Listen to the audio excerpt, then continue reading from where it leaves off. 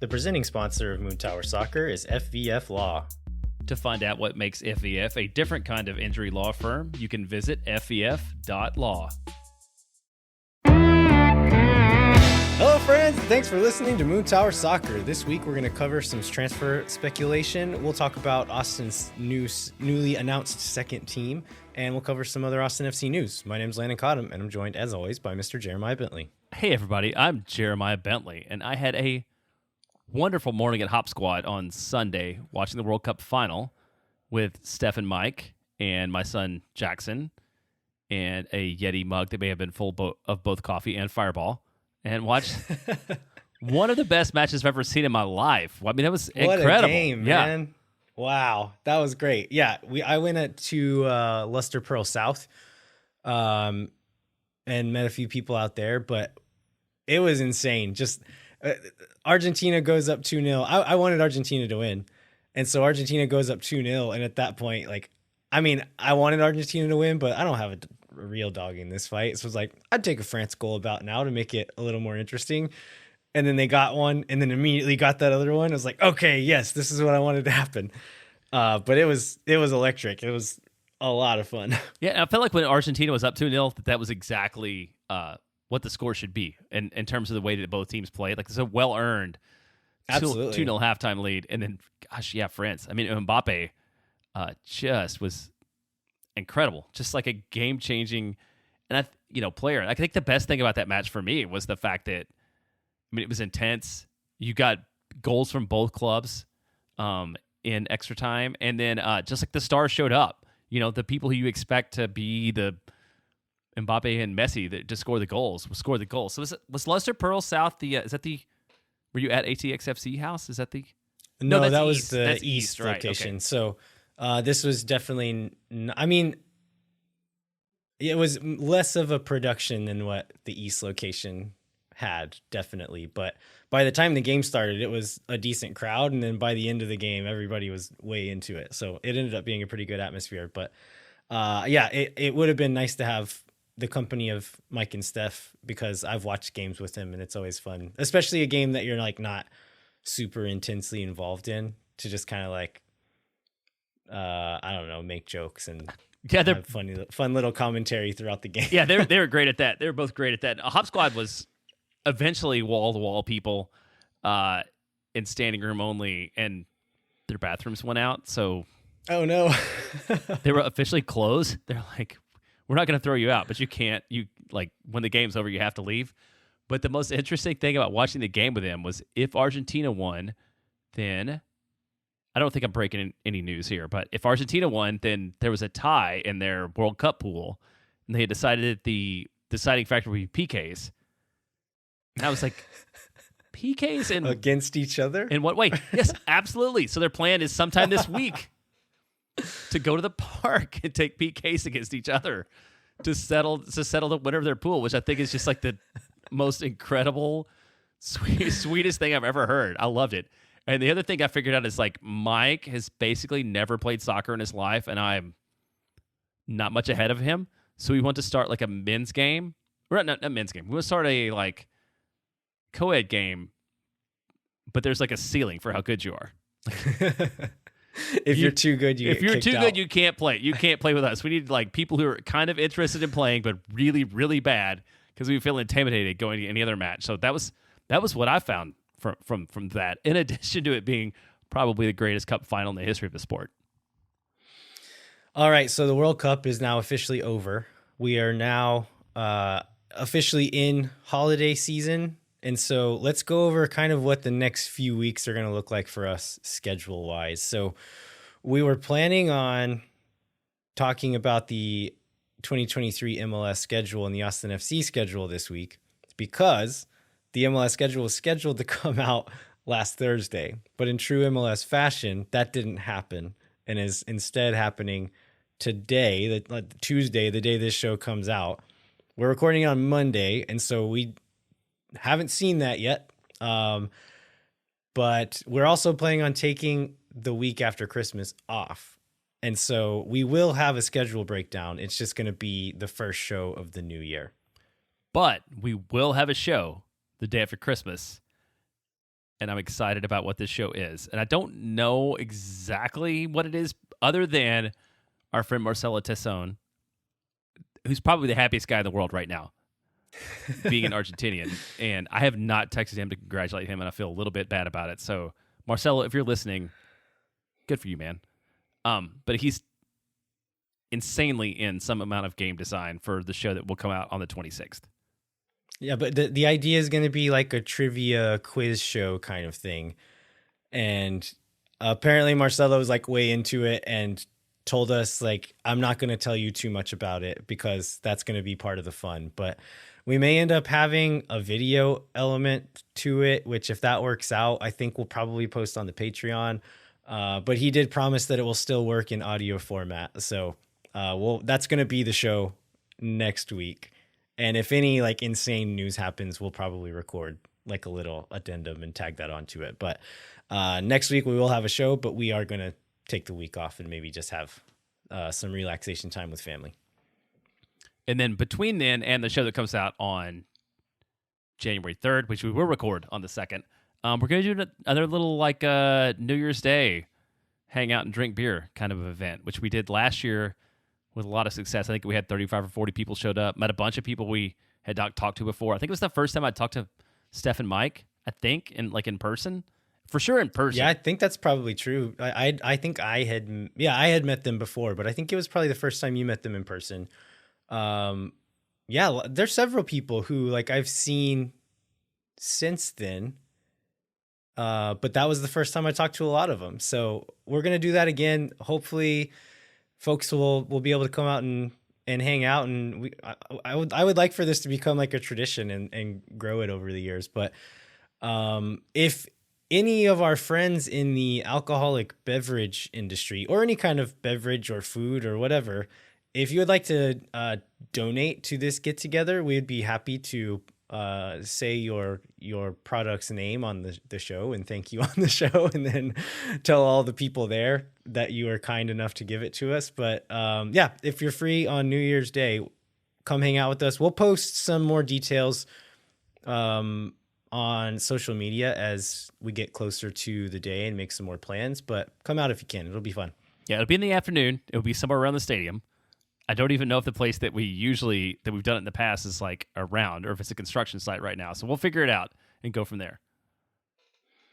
All right, let's jump into our first little bit of Austin FC news, which is this seems like it happened forever ago, but it happened on a Tuesday, which is why it feels like forever ago. It's the day after we recorded last. But this is the new Austin FC 2 details. Jeremiah, do you want to go through some of the highlights here and maybe some of the bits that stood out to you? Yeah, and a little bit of this we covered the week before because Claudio talked about how many players we would expect to be on the contract. And I think the questions that we get a lot of are like, who exactly is going to play on SFC 2? And what's the relationship between people playing up or people playing down? So if you think about it at the most basic level, Austin FC 2 is going to comprise first-team players on MLS contracts, mostly players who aren't getting minutes, the Rodney Reddises of the world, like for lack of a better example. Players signed directly to Austin FC 2, which we expect to be, from Claudio's interview on Verde and Black, to be 14 to 18 players, and then also academy players on amateur contracts who are playing up. So that's the base of it. So if you think about it, I think Adrian talked about that on that podcast as being like a reserve team or U23 team, if you're familiar with the Premier League, or if you're familiar with American baseball, then it would be like a AAA club. And basically it's designed to allow for players at all levels of the organization to get some amount of playing and training experience that's right for them to help with this continuum of development, like all the way through the academy system to this in-between system with MLS Next Pro and then into the first squad. And so the name was also announced with this, and it was exactly what I think we predicted it to be on the show a while back, which is Austin FC 2. I know a lot of people are upset about that, but like we said, this was always what it was going to be. Yeah, the only time that people have names other than either like two letter I's, the Roman 2, or just the number 2, are usually if the MLS Next Pro club is playing in a city that's not where the parent club is. And so there's like some value in establishing an independent brand. But if you look just quickly through it, like Chicago Fire 2, Earthquakes 2, Inter Miami 2, Philadelphia Union 2, Sporting KC 2, TFC 2, Colorado Rapids 2, FC Cincinnati 2, Minnesota United 2, and so on and so on. Like, it's very much the standard St. Louis City, all in caps, too. That's the way that these clubs are developed in name. So no surprises at all there. There's really like not a lot of upside to Austin FC to develop a different brand, but they did. Like, there's like a slightly different badge that's still, still consistent with the first team, very much leaning to the ATX FC brand. But I mean that's somewhat interesting. Yeah, I kind of like the badge. Actually, like I like that they are distinguishing the brand a little bit in that way, where it doesn't say Austin, it says ATX FC 2 on the badge, so that the letters fit. But I kind of like that it is distinct looking, and they didn't just like, I don't know, Microsoft paint a 2 onto the first team crest. Which is very much like, I'm looking at the MLS Next Pro club site, is the approach that a lot of the other teams have. It's just the parent logo with a 2 somewhere on it. So we also got the announcement of the coach for Austin FC2, and I was able to go out to that press conference and talk to the coach, whose name is Brett Utley. It's a lot of T's in that, by the way. Yeah, Brett with 2 T's and then 2 T's in Utley. But he was part of Dave Tinney's staff in Seattle, so he was actually part of the high performance staff there, and then was the first assistant at RGV for 3 years, and then was in Miami for two seasons, something like that, and ended up as first team technical staff there. And so he's only 33 years old, but has quite a bit of experience developing and training players. Seems like a sharp guy. Like, looking back into some of his background, and I found this interview with him kind of talking about his coaching journey, where he talked about going to Barcelona to do this coaching course and kind of making decisions that he knew would make his life and financial situation more difficult in the moment, but he knew that it would make him a better coach and a smarter soccer person through that process. And so it makes sense to me, knowing like who Claudio is, who Josh Wolf is, that they would hire a guy like this who seems to really think that way.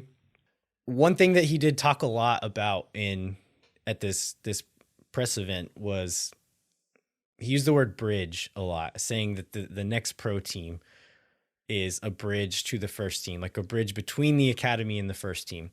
And so going back to the name Austin FC2, it's like you said, it's not in a different city, so there's no real reason to rebrand it. But also, this team does not exist to like create hype about itself or to create some new brand or anything like that. This team exists to serve the first team. And so all decisions will be made with like the idea of like, okay, how is this going to make this player or this group of players more ready to play first team soccer at some point? And I think that was really clear with what Brett Utley said in this press event, in conjunction with everything that we already know about what MLS Next Pro is. Well, so one question or one thought I have on that is that when this MLS Next Pro was, maybe this is my naivete, but when that was first announced, like as someone who kind of enjoys some like USL matches, right, between like Phoenix and Louisville and some of the like unique environments they create, like I felt like it was MLS just trying to lock USL out of the soccer pyramid. But when you hear stuff like this, like you understand like the real advantage to the first team clubs to not send players to the USL or not like strictly just have a USL affiliate, and so to understand like where it fits in the system, which is something I had not thought a lot about until really now these things that we know about the MLS Next Pro affiliates like coming to bear. And it's that, because like if it was even if it was a USL team that was wholly affiliated with MLS, like the RGV club, you still have some pressure to like win in front of your home fans to get people to show up so you can sustain a club, and that's not true here. Where like your focus is really on being that bridge and really on building the first team. Yeah, and I know among USL fans, that was a point of contention where you're playing against teams who are not really taking the competition seriously. And they're fielding a team half full of 17-year-olds against your team of grown men who like, this is their job, and they have like a dedicated fan base, and you travel away to like Red Bull 2 or like RSL's second team, and they just roll out a team of 17-year-olds, and you just beat up on kids in front of 0 fans. And it's like, this is not like, this is not enjoyable for anybody. It's not good for the league's image. It's not good for the other team's fans. And so, yeah, I mean, I think there was a lot of concern about like within USL or people who have an interest in USL that this was MLS trying to lock them out some, which I'm sure is true to some extent. But I think this could be a good thing for USL and a good thing for MLS, where USL can really develop into a professional league. It's not a development league, it's a professional league, and they're getting closer to that every year.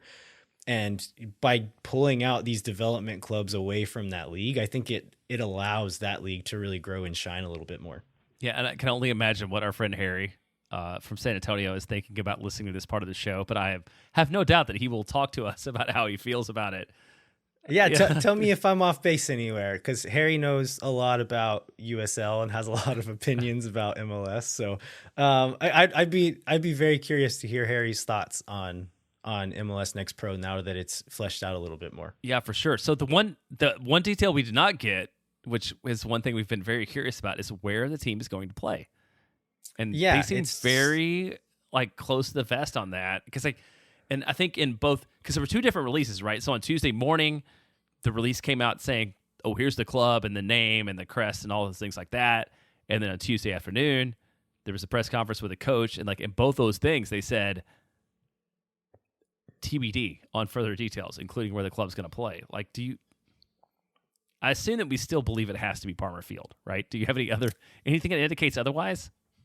No, I don't, but it seems like for whatever reason, like that's not completely confirmed yet for one reason or another. And I think we said this on the last show or maybe a few weeks ago that I don't believe the club owns that field. And so there is some type of agreement that needs to be arranged with the owners of that field to be able to use it. So maybe that's what we're waiting on. But I've still not seen or heard anything that makes me think it's not going to be there. It would be super weird for them to be playing at, I don't know, Kelly Reeves and where else like would it St. be? Edwards, or like where I was thinking the places where Austin FC played preseason matches before there was anywhere else to play. And those, the Round Rock. The Round Rock, complex, or St. Edwards, or like a UT or whatever. It seems like a really weird place to play in, especially when you know they're training, because that was another thing that they definitely made clear this week, is like they're going to train alongside the first team, and they're going to have, I think, like their own tech. There'll be a separate technical staff for Austin FC2, I think, right? They're trying to professionalize and like have the same level as the first team, but to have dedicated resources and not be sort of a secondary thought. So, like you said earlier, I'm not at all surprised by knowing Claudio that they would put this kind of thought investment into this, but I feel like that should give them a leg up, because it's going to be a little bit unique, I think, probably from what everybody else does.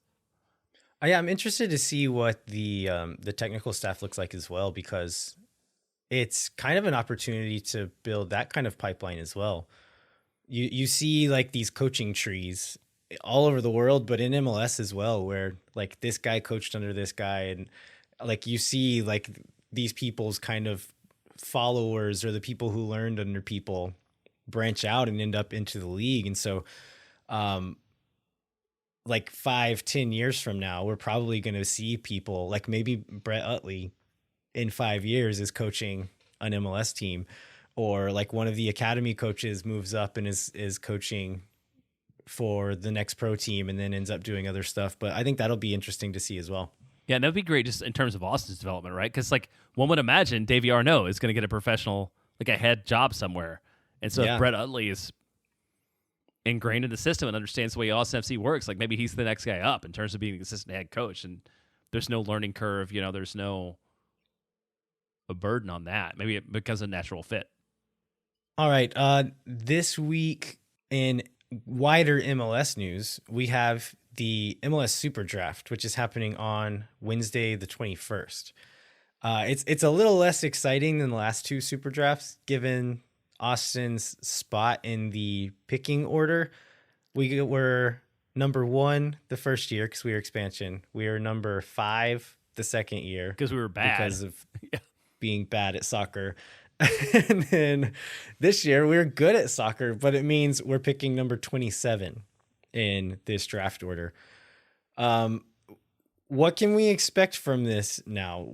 We're not going to have kind of the pick of the litter like we did the last 2 years. So what do you think we can expect from this one? Right. Well, there's like two things I looked at. One is like our we could call him a friend now, right? Matt Doyle did a rundown of all 29 teams, which we will post the link to here, and what they would need. And for Austin, I think he said basically like anybody that can make the roster and play like a guy who can make the roster and pitch it and open cup games somewhere up the spine would be a major victory here. So I think that's probably like what the best outcome is. I went back and looked at the last 5 years of teams that were picking where we are on the Super Draft, which is basically third from the end. And there's not a lot of promise out there. There's a lot of guys who played a little bit in the USL somewhere and are no longer playing. I think the best possible outcome was 2022's pick from Colorado, who's Anthony Markonich, who was in the squad 24 times and started 3 times for Colorado in MLS. But other than that, like it's some people that never even saw a match on the first team at all. Like you're probably selecting for your MLS Next Pro squad at this point. Yeah, and I was looking back at last year's, and really, like once you get to the back half of the first round, most of those guys from there on out do not play MLS minutes. There are exceptions to that. So I noticed the name Sofyan Jeffal was yes. number 36 last year. He ended up playing quite a bit.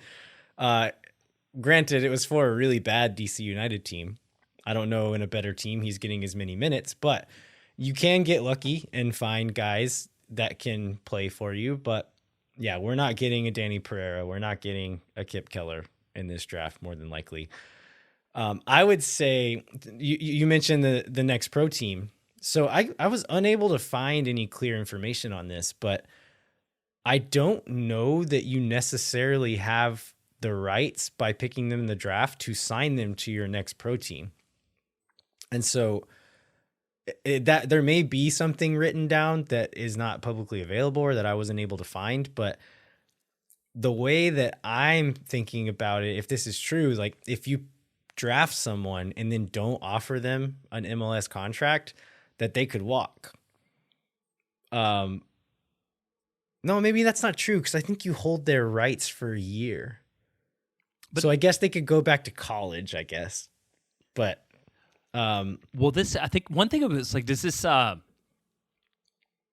the USL comes in? Because I would imagine like USL rules are not bound by whatever MLS is going to do. So maybe your choices are go back to college, go to USL. Well, but most of these guys are going to be seniors. Like the guys that Austin's picking are almost all going to be seniors. Yeah.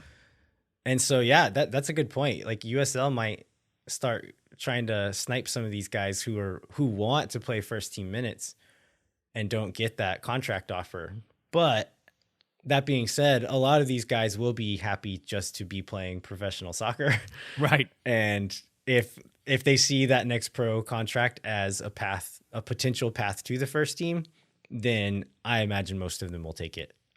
So I don't know if it's going to happen a lot, but it is a thing to, I don't know, to be aware of or to kind of look out for, because there is competition now, and this kind of does change the pathway for folks. And I think it's good. Like, I think if USL is pushing MLS to be better, like taking unused talent and developing it there, like I think that's good for American soccer. So I'm into it. Yeah, and in some way you can see like the players who are in this position wanting to like have the opportunity to go to USL and really like show their skills, just to the point where earlier we were talking about like the goal of the MLS Next Pro team is to feed the first club and not necessarily like to highlight individual talent. Whereas the goal of USL is to win games and for like the players who are the most talented in the moment to be able to show that and to succeed. And so maybe like somebody's like, you know what, I think the better path for me is to go to USL and like be on the All-Star team that year and showcase myself in front of everybody in Major League Soccer and not necessarily be part of like a development academy. Yeah, because let's say you're a 23-year-old on a Next Pro team, and there's a promising 18-year-old at your same position. There's a realistic scenario where they're gonna play that 18-year-old ahead of you, because like you said, the results don't matter as much. This is about development, and if they don't see you as an immediate option for the first team, it's like, okay, let's develop this 18-year-old. But yeah, in like you said, in USL, like, no, let's play the best players. Yeah. Yep. We got a little TV news this week too. This is something that we expected to happen. There are a lot of different options in terms of where the MLS linear TV contract. One of the things I meant to do was look up what linear means, and I did not. So we're just gonna not streaming. I mean, I think it means like regular old TV, right? Except I consume it through YouTube TV, so it's still streaming in a way. But yeah. I mean, you are using the streaming, but I guess it means like could potentially be on cable. There you go. So whatever that means, we got the news that beyond the Apple TV deal that we've heard and talked a lot about, and we will talk about more for sure when there is some amount of details around it when we get into next season. Major League Soccer announced this week the 4-year linear television agreement with Fox Sports and Univision in the we'll just go with the U.S. part. There's some Canadian parts too. So there will be, highlights-wise, there'll be 34 regular season games annually and 8 playoff matches each season on Fox, FS1, and Fox Deportes. A lot of those will be on Big Fox and not just FS1, which is highlights. There'll be League Cup games on both of those. And then Univision is going to cover League's Cup. And it's just League's Cup, actually. So all the Spanish language games are going to be on Fox Deportes. Yeah, and I know that ESPN was still kind of in the running for this, or were rumored to still be interested in some of this, but they're not going to have anything as far as MLS is concerned. So, yeah, just Fox as far as any of these games go. I think one thing worth pointing out is that these are not exclusive games, and so all of the games that are on Fox will also be on the Apple package. And so if you're a season ticket holder, if you buy into this Apple package, you can still just watch them all there. You don't have to also have a Fox subscription or whatever if Austin is that highlighted game that week. Yeah, and I mean, one of these things this goes back to is this debate between the money that the league got from Apple and sort of the casual fan, and are you going to lose that on casual fans who might pick up soccer because they were already watching Fox Sports, they were already watching ESPN? Like, how do you feel about that balance? I was a little concerned about that, but I've heard several people make this point, and I think I agree with it, that people weren't accidentally watching MLS the way it has been. Like, how often does anybody really just like flick through channels anymore and just like, oh, here's a sport that's on? Like, I just don't think that happens as much. You go out and find the things you want to watch, but like numbers were bad before, like on these Fox and ESPN games, like the numbers weren't good. And so it wasn't working. And so like anybody who did maybe stumble upon it, yeah, we're going to lose out on those and numbers will probably be lower. But I think like I kind of commend MLS for taking a big swing, because there's a risk here, but what was going on wasn't working. And so they're going to try something new. And I think we're going to talk about this a little more in a listener question a bit later on. But I think it's going to be what Apple and MLS make of it that that depends on whether or not it works or not. But I do like the idea that they're taking a swing on something different. Yeah, and I think that's what it comes down to. Like, I think it comes down to compelling content. And I believe that if you create compelling supplementary content that the average Apple TV subscriber is going to be more willing to buy the MLS package, then the average like sports fan is just going to suddenly decide to watch a random MLS game. Because I know, like, because I just talked about having YouTube TV. Like, I never go to the channel guide. Like, I just like I open up the home and YouTube TV tells me, like, here are all the college football games and here are all the soccer matches on TV today, right now. And like, those are the decisions I make. But I'm never flipping through like all the ESPNs and all the Foxes just to see what might be on. So I think, and the other part of that is, like, as a person who runs advertising for a company that has a very specific audience, like, we're willing to pay a lot for that audience as opposed to paying for the whole world who might or might not consume our product. I think that's what Apple has going for it. It's like, that's like a hyper targeted group of people that are the same people MLS wants to reach.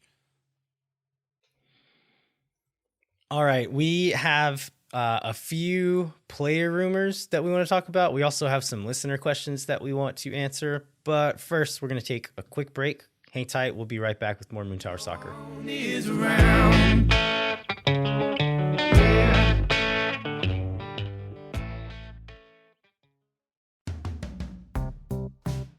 Moon Tower Soccer is brought to you by Sage Wilson Property Group. If you or someone you know are in need of Sage real estate advice in Austin, talk to our friends at Sage Wilson Property Group. You can find them online at sagewilson.com. And as always, Moon Tower Soccer is brought to you by our friends at FVF Law, the official injury lawyers of Austin FC. FVF is a different kind of personal injury law firm dedicated to community, transparency, client education, and not standing on top of wrecked cars on billboards. You can go to FVF.law to find out what makes FVF a different kind of injury law firm and why understanding your legal options can dramatically change the outcome of a case. Once again, that's FVF.law.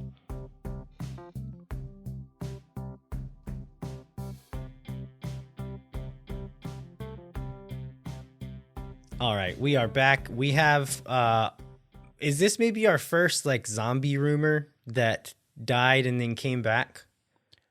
I believe it to be, other than maybe the, who's the Mexican left back who we had the rumor about and like it died. Moreno? Was his name Moreno? Yeah, Hector Moreno. Yeah. And then and then he showed up at the Trail of Lights, but I feel like he was just, but that was, he was just. No, that was different. That was the fullback.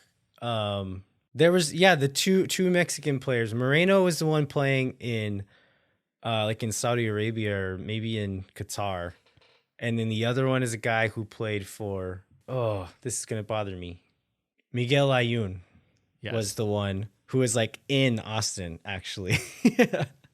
But yeah, those two kind of like came back like in kind of a close like proximity to the rumors.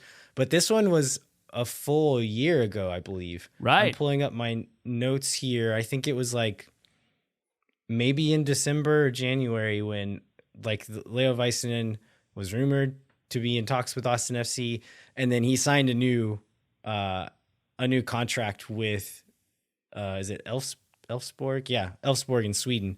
But yeah, all that to say, Leo Väisänen is a Finnish player, plays in Sweden right now. Was rumored to be in talks with Austin FC around a year ago. Another rumor popped up on Twitter. This is Studio Allsvensk. I think this is still the only place we've seen this reported. And so not a ton of smoke, but still some smoke. And we've been talking about how we'd like to see a center back upgrade. And so this might be signs that Austin FC are thinking the same thing.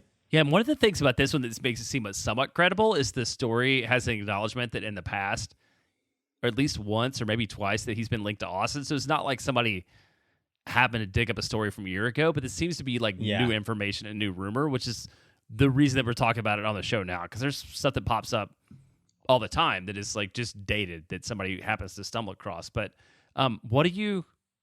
I think you watched some film of him before. Like, what do you think about him as a player? The only thing I remember about him is that when we looked at him and Ruben, is like he was younger, and so I was in favor of him, which is kind of dumb because I didn't watch a lot of tape. But like you did, so like talk about him as a player.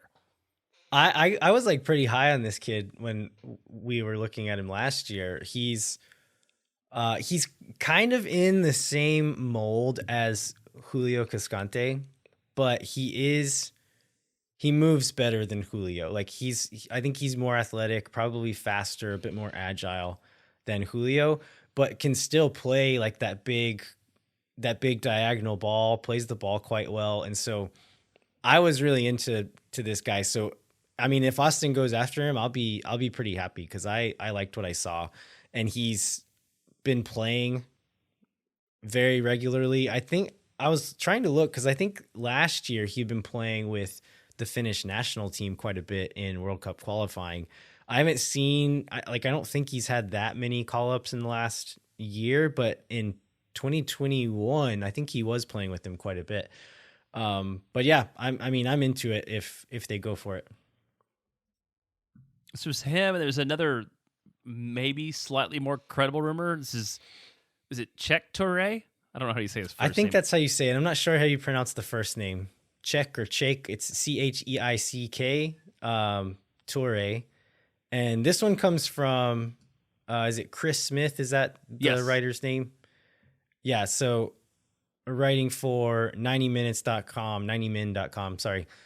But this one seems like a little bit more concrete with a little more substance to it. And so this guy, you want to give us some of the background details on this guy? I know that most recent club was Young PSV, which is PSV's second team. And so there is an Austin connection there. So this one seems credible. Yeah, so he's played 48 times for PSV Eindhoven, second stream, Young PSV over the past 2 years. Follows 3 years at Feyenoord, where he played at youth levels. Had the opportunity in 2017 to play in Eredivisie, which is their first league. So he's notched 28 goals and 14 assists in 140 games. Not a ton of goal contributions. He's listed as a forward. He's listed as I think like a left winger who loves to cut it on the right. And as we've talked about many times, that is a position where we need depth if you don't believe in the Roddy Redis experiment. But you also found some stuff around him that makes one to believe that maybe that is not where he's playing now and may not be where he ends up in Austin. Yeah, I mean, looking at his numbers and kind of the level he was playing at, he's not scoring goals in the second division in the Netherlands. And so like the Netherlands first division is a stronger league than MLS on the whole, but the second division is almost certainly not. And so if he's not like putting up numbers in that league, I don't know that we could expect him to come in and get a bunch of goals and assists in MLS. And so that made me think like, okay, this is a next pro signing. Like this is a guy that's going to play for Austin too. But then looking through some of his footage, I got on Y-Scout and was watching in his last 5 or 6 games at Young PSV, which were last spring. So he played the 2021-2022 season with Young PSV. The last part of the season, he was playing at right back. And so that made me think like, oh, maybe they are looking at him for the first team and they're going to try to do a John Gallagher conversion project and turn this guy into a fullback.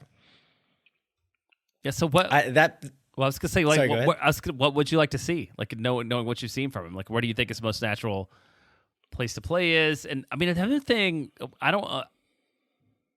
we don't have a lot of international spots available in the first team, right? That's which true. makes this a little bit complicated too, unless he's going to sign a next pro contract. Yeah, I mean, all that said, like, I still don't expect a lot from this guy. I mean, the Eredivisie is like, it's a league known for poor defense and an extreme focus on offense. And so the fact that like they're playing a winger at fullback is not that surprising, really.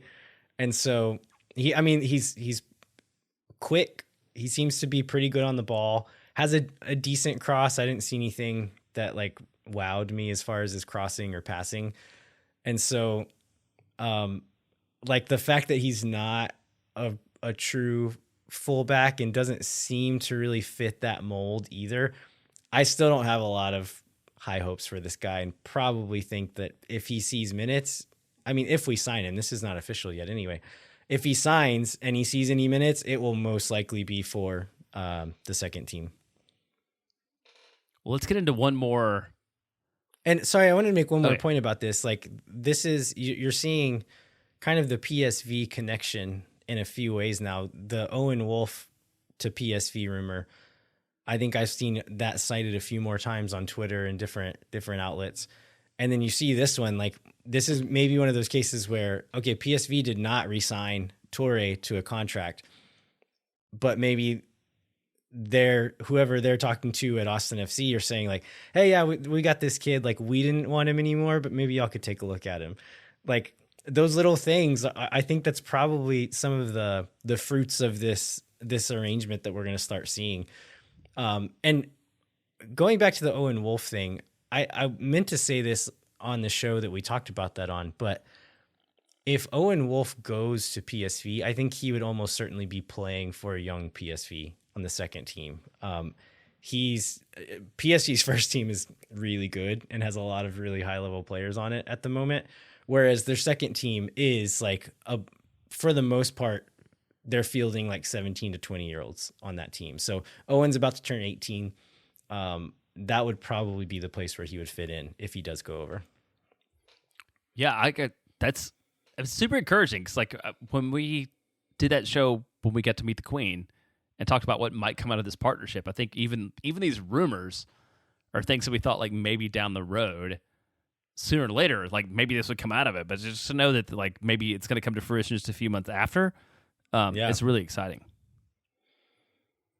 Sorry, go ahead and mention the next thing you're going to say. Yeah, so we get this mystery tweet from Renan and the guys at We Are Austin TV about possibly a player going out that would make everybody very sad.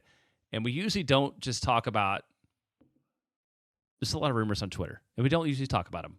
But a few weeks ago, Hernan was the first person to tweet about Jesse Sardes possibly ending up in Austin. So, like, the guy's not just making things up. And they were on Rigoni early, too. And they were on Rigoni early, too, right? So, like, friend of ours, friend of the show, like, love them, love what they do. So, but I think because of that, it makes this worth talking about. And there's, like, no actual news. It's just there's bad news, and it's going to make us all sad, which I think we all believe was going to be that there's, like, a player headed out. So, like, what's your list? What's your list of people who are going to go out who might make you sad to see that happen? Yeah, Hernan's got people worked up right now, and maybe a few people kind of mad at him. But yeah, he's hinting at a player leaving the team, essentially. Looking at the roster, I mean, putting on my Swoon Tower glasses, there's like so you're going to include Julio Cascante now suddenly, putting your Swoon Tower glasses? I was just going to say that there's like, on an emotional level, I would be sad to see like almost any of the players leave. But if you're looking at this from a Moon Tower perspective, we're just talking about on-field product, on-field production. How hard is a player to replace? I mean, I think that makes the list of players that I would be sad to see go quite a bit shorter. And so maybe we can just like kind of go through the two most obvious ones are Sebastian Driussi and Diego Fagundes. Probably the two most irreplaceable guys on the team. The Driussi rumors, there's like Driussi to Leeds, that was going on, I don't know, a month ago or so. There's been a lot of other rumors of players going to Leeds, and the Driussi thing has seemed to have fallen off. So that doesn't mean it's gone necessarily, but it just kind of dilutes it a little bit to say like, okay, there's a lot of people being linked to Leeds right now, and so maybe we don't need to put as much value on this one report that Driussi was being looked at. Yeah, there's like hopefully the Driussi and Claudio hanging out in Qatar right after Driussi was shirtless in the stands cheering on this club in the final. Hopefully like leads to a little bit of dismissal of that. Yeah, and then Diego is the other one. We talked about this one on, I don't know, last week or 2 weeks ago, where I mean, if he were to go, it would have to be for like a pretty good sum of money at this point. Um, and he's on a contract, and so like I don't know that there's like imminent danger of Diego leaving. Maybe in the not so distant future there would be, but at this very moment, I don't know that we're in danger of him being gone necessarily. Yeah, I would agree. He doesn't seem to be like the guy who would be part of this, just because I think it would be longer term. Yeah. Who else would be on your list here? Well, obviously Brad Stuver would be on my list, but he just signed a long-term deal, so like it's right. not him. Yeah, it seems super unlikely, right? Just he's top on a short list of like best players at his position in the league. And so, and for how little money he's on, I know he just got a new contract, but it's comparatively speaking to guys playing at the same level as him, I'm guessing he's still not going to be like relatively not on a ton of money. And so value for product that you're getting for Brad Stuver would be very difficult to replace. Another player that would be on this list for me is Ruben Gabrielson, just because just like the combination of performance, experience, like kind of the cultural fit, it would be difficult to find another guy that would step in and have the same kind of output on this team, I think. Yeah, I would agree with that. I mean, and he's became such a leader kind of out of nowhere so quickly and so integrated into the club that that would also be major concern. I think the other guy that we have to keep talking about is Danny Pereira. He's not making a ton of money. Has a lot of promise. I think Austin's very motivated to keep him on the kind of deal he has. But I expect he has some kind of international potential. I can see somebody trying to swoop him up at an amount of money that maybe makes it appealing to Austin FC to move him. So that's one that like would not that would like affect me on a personal level, but from a soccer perspective, like that one wouldn't really faze me, because he's got like these moments of brilliance, like these really high level abilities, but then also has some liabilities, has some spots he needs to grow in still. And so if he were to leave, it would likely be for like a decent sum of money that we could then go out and use to spend on someone. And like when you're talking about replacing Driussi, that's one thing. But Danny is like, he's a pretty good midfielder in MLS at the moment. And so potential aside, if we're talking about his production at the moment, it's not super hard to replace. Like not easy, but much easier than Driussi or Fagundes or Stuver, right? And so I think another player, Alex Ring, like he's good. He's the leader. He's the captain. But if you're talking about production, if you're going to sell a DP player, you'd think you're getting a fair amount of money back from them. Again, go out, spend that money on someone that you know can step in and do a job. Is there anybody? I mean, like Urruti, we're talking about him maybe wanting to leave. Yeah. But again, like with Zardes in and with Gite kind of coming on at the end of last season, like I want Urruti on the team, but if he left, I don't think it would be devastating. Yeah, my only other possibility was Gite, just because there seem to be a lot of people that rate him and are excited about him. Because part of this tweet was like, this is a thing that the fan base in general is going to be disappointed by, and I feel like a lot of people would be sad to see Gite go, but I feel like that's again, it's a replaceable. I feel like it's a replaceable piece of this whole Austin FC experiment and project. Yeah. Anybody else that you think should be on this list? No, I mean I feel certain we've been told it's not Owen Wolf, so like that's the only other. Yeah. That's the other one. I don't think so. I think that's it. That's like half the team. So apparently we've not narrowed it down much at all, and I look forward to, I guess, learning what it is. But it's kind of the nature of this league, right? And we talked about that a little bit a few weeks ago, where there's like 10 players left from Austin FC's like original game day roster. So all these guys are going to be a memory at some point, and it's like kind of sad, and it's a little bit of a lesson on appreciating them in the moment and what they contributed, and not specifically falling in love with too much with any one player or one person. But it's just one of these things that's going to happen. It's probably unlike the way that Houston cleared out their lineup, roster this year, like the fact that we're all worried about these people going on to greener pastures and not trying to like cut a whole bunch of dead weight is also a really good lesson for the way Austin's playing. Yeah, absolutely. Well, yeah, I mean, we'll all find out in due time. Hopefully people don't kill Hernan between now and then. Jeremiah, you want to move on to a couple of listener questions? Yeah, let's do those. We've had a couple questions. I think these from Patreon. They're set for a little while. They're both pretty interesting, but they're both ones that we wanted to like spend a little bit of time on and not rush through. So let's get into them. All right. This first one comes from, so this is a thing. I never know if I should like dox people on their Twitter identities or not. So should we say the real name or should we say the Twitter name? Oh, Twitter's going down in flames. It's like it's going to not exist in 3 months, so it's fine. Okay, call it whatever. Yeah. Patreon name. This is from Alex Mod. And there's a few questions in this, but I think we can kind of like take it apart and go through it. He says, it's preseason for the 2026 season. What do you think the best but realistic case, worst case, and most likely case for what the MLS will be like at that point? And so I guess the first question kind of goes into this, which is, will it be considered a top 7 league by then? I'm going to say a hard no on top 7 by then.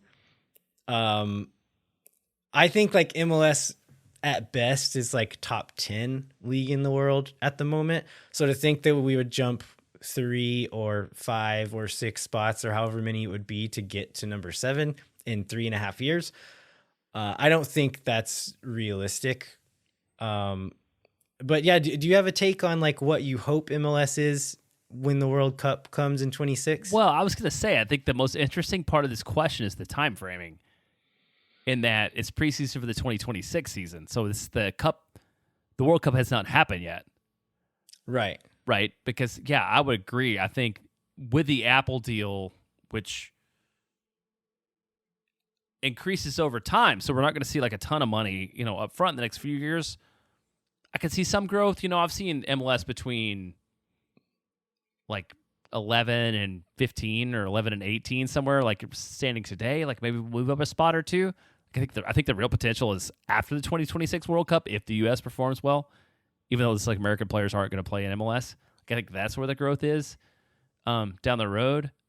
But yeah, I mean, I think that MLS will probably still be around 10 down then, even in the same spot that maybe we are now, but a little bit higher.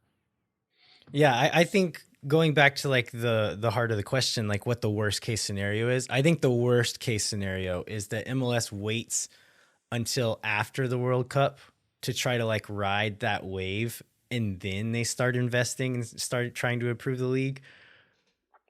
Like they need to be prepping for that leading up to the World Cup. So that way, like people watch the World Cup, they maybe go to a game or get to see it in their city.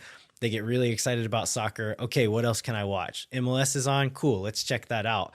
And then it's, I don't know, Breck Shea is still like a starting player in this league. Like it's not going to be it's not going to keep their excitement up. So MLS needs to do some investing and improve the product on the field before that World Cup happens. So best case scenario is going to be like, okay, let's open up the floodgates. Let's get Messi in next year. Let's bring in bigger stars, younger stars, better players, top to bottom, let teams spend more and really become like a player in the world market for soccer talent. That's the best case scenario.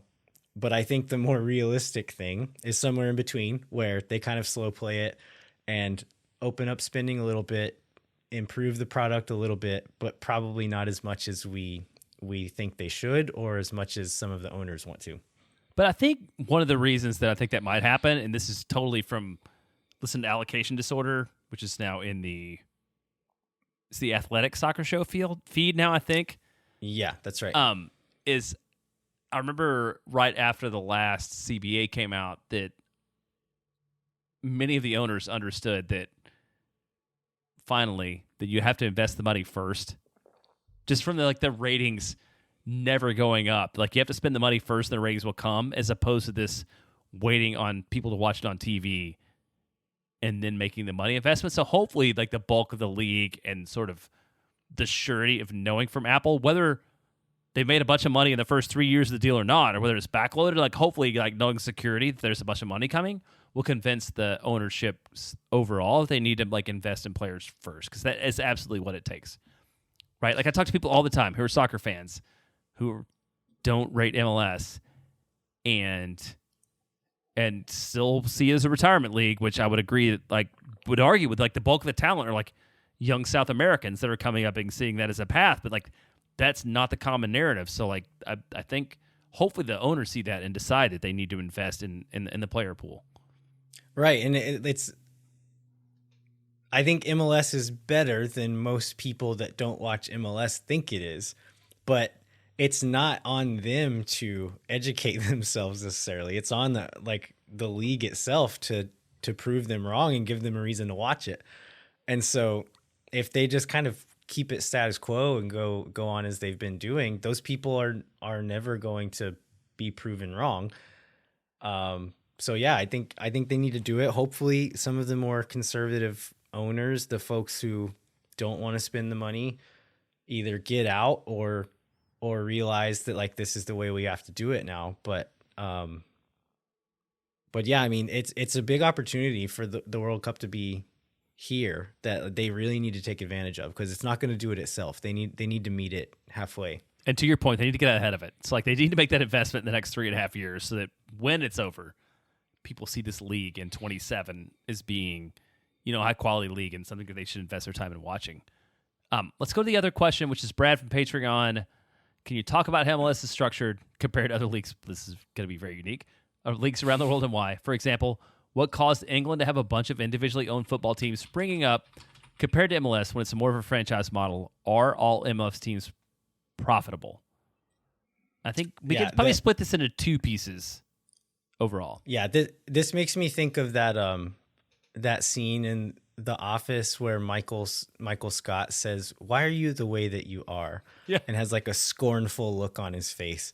And this is the way that I and a lot of people look at MLS sometimes, and just say, like, why are you this? And there is, like, a pretty I don't want to say good reason. There is a reason why it is the way it is. And so the league that preceded MLS was the old NASL, which I think existed from, like, the 60s to the 80s or something like that. And at its peak had some of, like, the biggest stars in the world. Pele played in this league. Franz Beckenbauer played in this league. Like, it was no limit spending. You could spend whatever you wanted.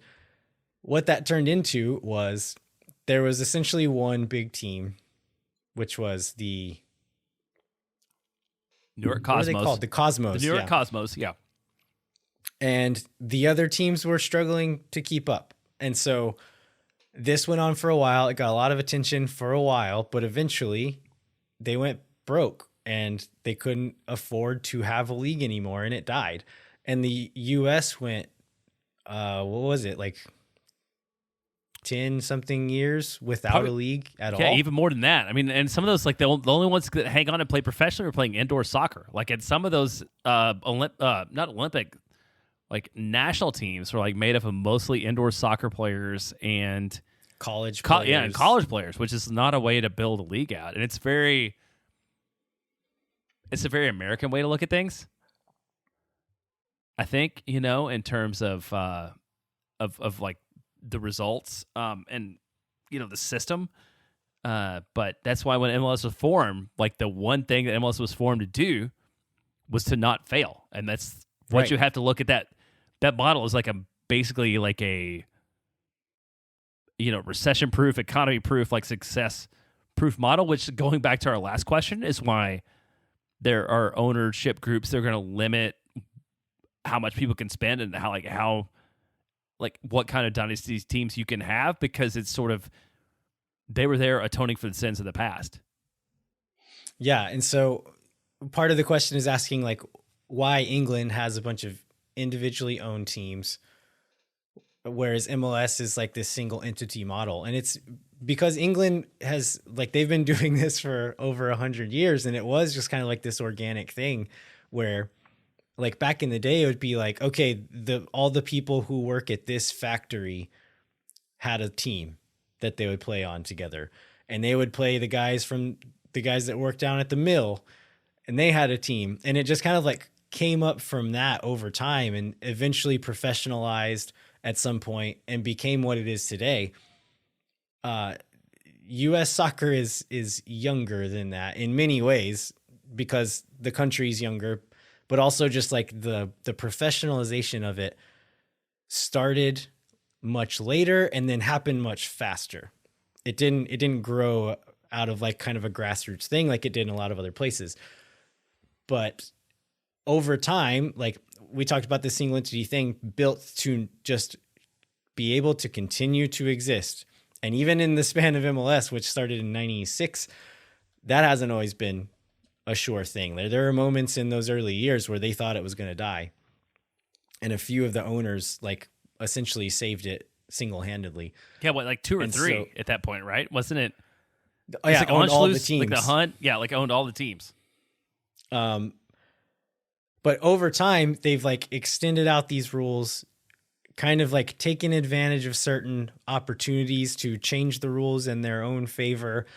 And that's how we've gotten into like this weird situation that is MLS roster rules. And so like the reason why it existed in the first place, I think was good and necessary. Where we've gotten to is kind of a mess. It's working to an extent in the fact that like American soccer is getting better. This league is getting better, but it's still really weird.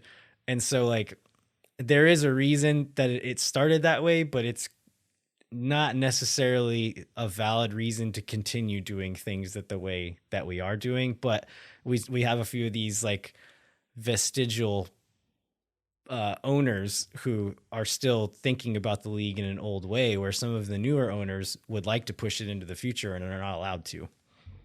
Yeah, for sure. Like one of the simple things that we've heard, in terms of spending is like just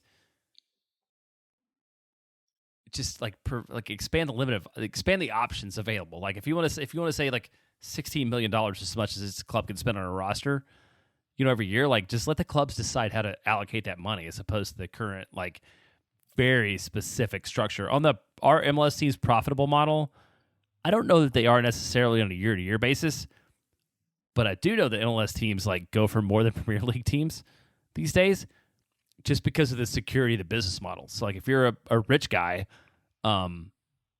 because of the way the league is set up, you're almost guaranteed to not lose money.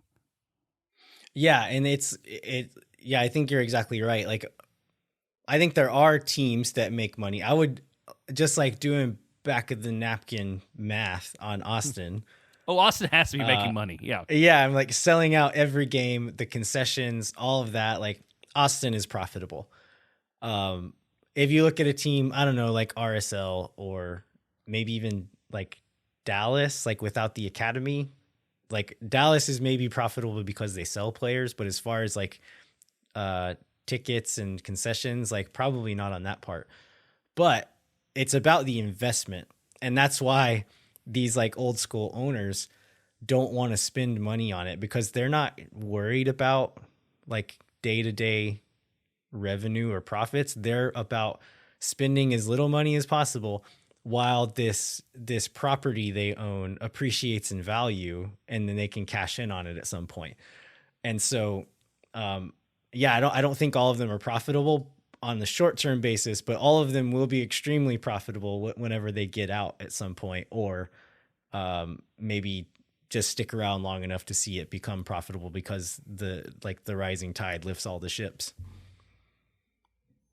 Well, I guess before we get out of here, let's talk about a TV show that's going to lead to a tour.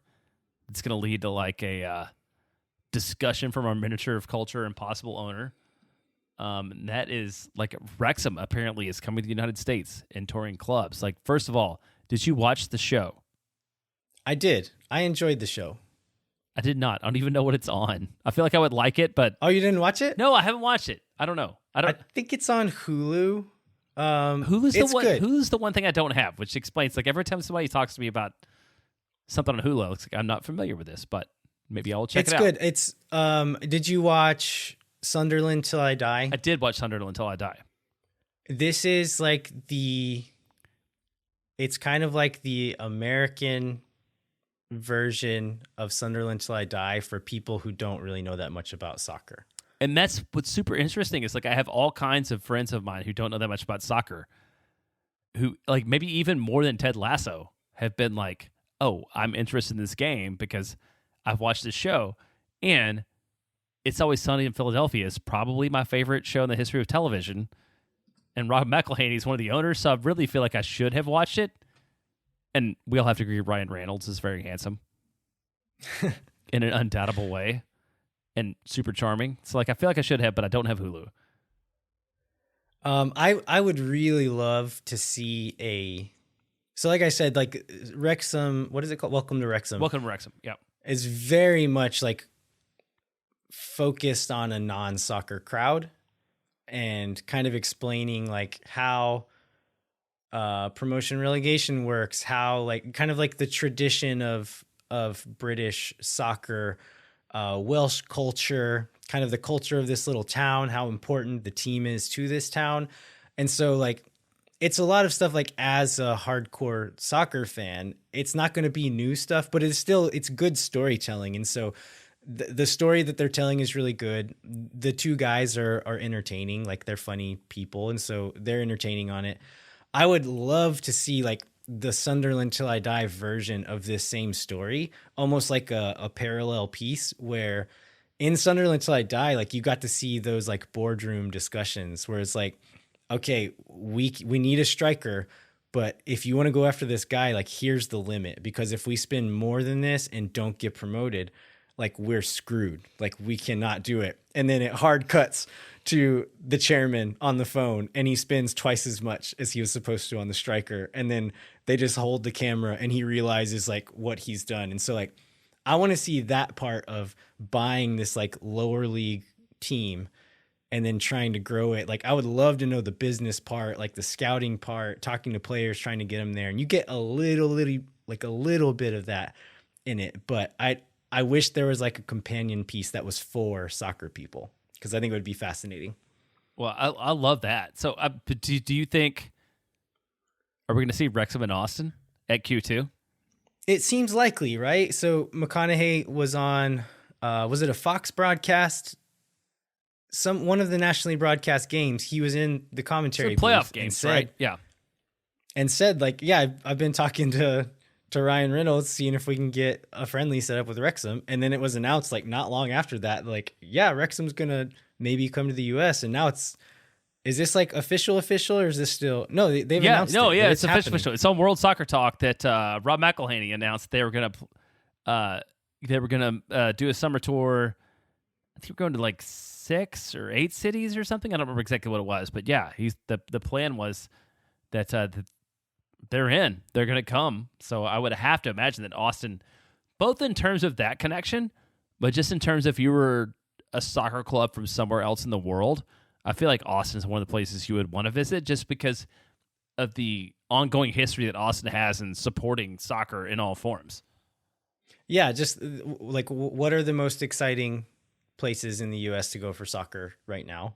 Austin's on that list. Like it's on the short list, and then the Hollywood connection as well. You'd have to think they're going to go to LAFC for sure. Miami, they're going to go to Miami. Yeah. As far as like what to expect from this game, so Wrexham is like a pretty low level team. I think they're like, is it 5th division that they play in? I think that's right. And so like I don't know what kind of team will be fielded against them if they do come, but like it's a situation where like Austin FC should handily beat this team. Maybe we'll play, I don't know, some academy kids against them or something, but so the long awaited Rodney Redis hat trick might come. Exactly. Yeah, this is his time to shine. All right, anything else before we wrap up, Jeremiah? No, let's wrap it up. All right. before we finish, we'd like to remind you to rate, review, and subscribe wherever you get your podcasts. Come find us on Twitter at LVHero87, at JBentley_ATX. I started a Mastodon account. I still don't know how to use it or understand exactly what it is, but I am on there under my name. So yeah, go there if you want to. I haven't posted anything yet. Sign up for the Patreon. We talked about the quiz show we're going to do with Marcelo. We're going to try to do a video element that we would then ideally post to Patreon. And so if that works out, the only way you're going to see it is if you are a member of the Patreon. So sign up there. And then we'd like to encourage you to visit the Striker, where you can get a 30% discount with the code MoonTower22 with a capital M. Jeremiah, what should folks look out for there? Yeah, there's been a lot of just World Cup covers lately, but one of the things that we've talked about that we appreciate about the Striker is the coverage not only of multiple geographies but multiple leagues. So Theo Lloyd Hughes, who is also the social media person, just wrote an article about the Houston Dash coaching search, which is something you probably cannot find anywhere else, including like in mainstream media outlets in Houston. All right. Well, thanks so much for listening. We will be back next week with a pre-recorded Moon Tower Soccer, which will be this quiz show edition with Marcelo hosting. Like we said, if any big news happens between now and then, we'll probably try to do a little addendum, but definitely have the quiz show in any case. Until then, I'm Landon Cottom. I'm Jeremiah Bentley. We'll catch you next time. When no one is around.